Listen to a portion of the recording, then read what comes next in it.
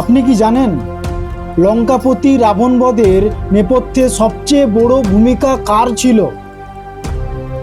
বিভীষণ বা লক্ষ্মণ নয়। উত্তরটা লুকিয়ে আছে রাবণের পত্নী মন্দোদরীর মধ্যেই। মন্দোদরী ছিলেন চরম পতিব্রতা এবং অত্যন্ত দূরদর্শী।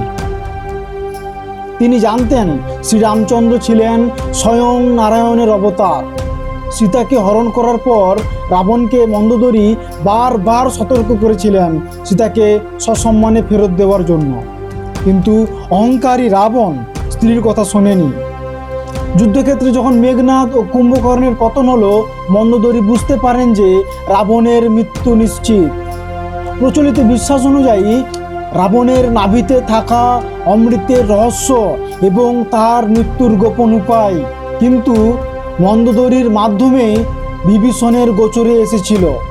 মন্দোদরী চেয়েছিলেন ধর্ম এবং সত্যের জয় হোক এবং তার স্বামী পাপ থেকে মুক্তি পাক। তাই প্রত্যক্ষ এবং পরোক্ষভাবে মন্দোদরীর সত্যাভাষণ এবং সঠিক সিদ্ধান্তই রাবণ বধের পথ সুগম করেছিল।